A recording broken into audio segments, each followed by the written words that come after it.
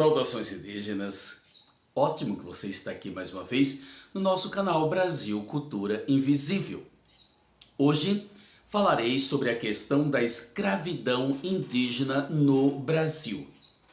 Para muitas pessoas, isso não passa de uma ilusão, porque não foi elas que sentiu na pele essa questão da escravidão. É muito fácil nós não dominarmos o assunto, não querermos conhecer o assunto e tecer alguns comentários negativos, depreciativos contra um povo. E muitos destes descendem dos povos indígenas. Por isso, desde já, eu chamo a sua atenção para uma necessidade do conhecimento. O brasileiro, de forma geral, não tem conhecimento, não deseja adquirir conhecimento e, na maioria das vezes, não tem memória. Então, hoje, vamos falar sobre a escravidão indígena no Brasil. A escravidão tem a função de explorar o trabalho, a mão de obra de alguém, cerceando a sua liberdade e explorando o máximo a força do trabalho de um homem, de uma mulher ou também de crianças. Colocava o indígena para trabalhar aqui no Brasil colônia para produzir um bem. Porém, o indígena, a princípio, não percebia que aquilo era uma exploração. O indígena não via, a princípio, como sendo algo forçado. Por quê? Os indígenas não tinham essa dimensão aqui também de trabalho. Trabalhavam, mas não viam aquilo como sendo um trabalho. O indígena como sendo pessoa e sim um animal capaz de produzir. O colonizador via o indígena não como humano, mas como alguém que poderia ser explorado na sua força de trabalho. Quanto mais horas trabalhadas, mais lucro para o explorador. E o que é interessante percebermos aqui é que o indígena, ele não tinha essa noção de trabalho, porque ele estava aqui para sobreviver, sobrevivia e a natureza lhes dava tudo. Com o passar do tempo, é que o indígena vai compreender o que é trabalho.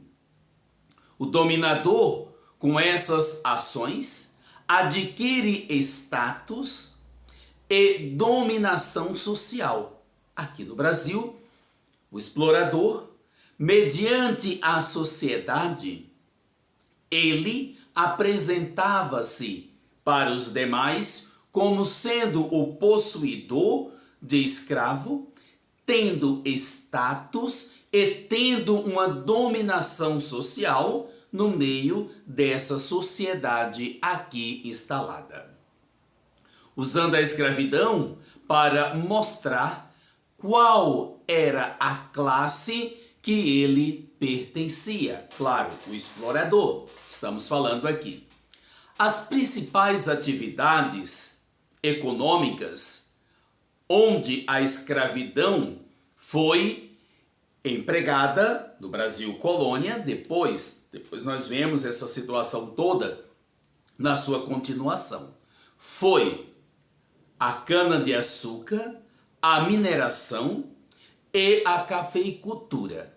Então nós vemos que as principais atividades econômicas onde a escravidão foi empregada, foi na exploração da mão de obra na cana-de-açúcar, na mineração e na cafeicultura, aonde esses exploradores buscavam mão de obra. Vale lembrar que os indígenas não tinham esse conhecimento do trabalho como sendo trabalho, porque já falei anteriormente, o indígena não tinha essa necessidade.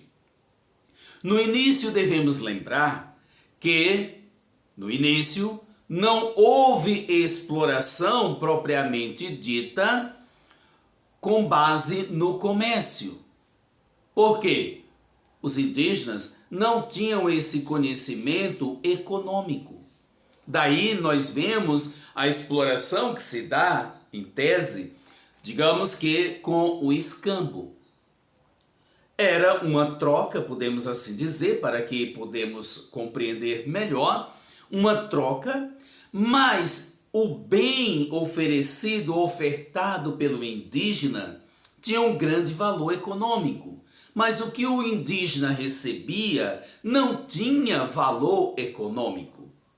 Daí nós vemos um espelho em troca de madeira, uma faca, digamos também álcool, bugigangas que eram ofertadas aos indígenas.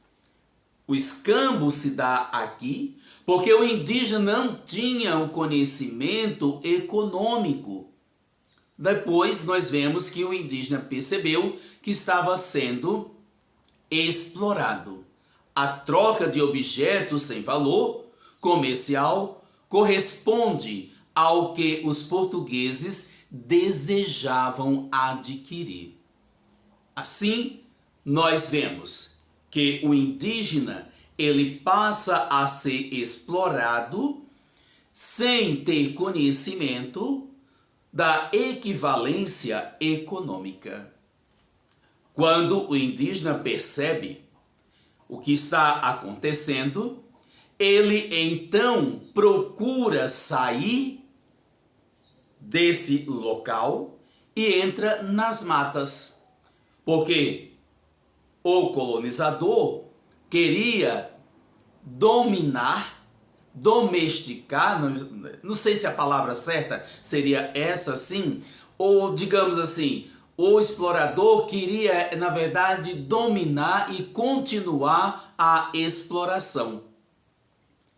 A escravidão indígena não foi, digamos que a fundo, não teve, digamos que, uma continuação, porque os indígenas eram conhecedores do Brasil, da geografia, e deslocaram-se para outras regiões, deixando assim o colonizador simplesmente na mão que esperava ter escravos como eles imaginavam. Imaginemos, tantos povos, tantos indígenas, então a mão de obra aqui seria farta e seria fácil para eles. O português era o invasor e não tinha conhecimento das regiões da geografia que aqui compunha essas terras. Além do mais, os portugueses trouxeram suas doenças antes não existentes aqui. Então, outro fator que levou a matar os indígenas foram as doenças.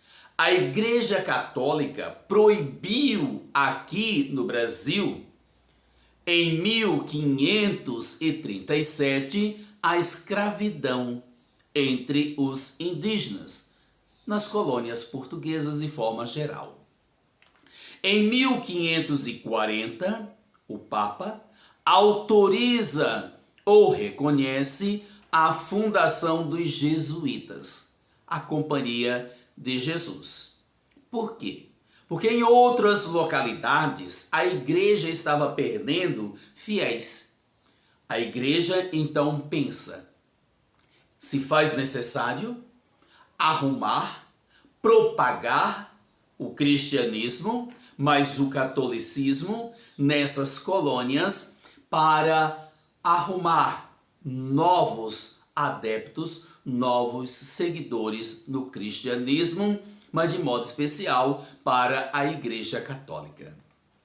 Nisso, vimos uma busca do fortalecimento do catolicismo, ou seja, vamos aumentar o número de fiéis.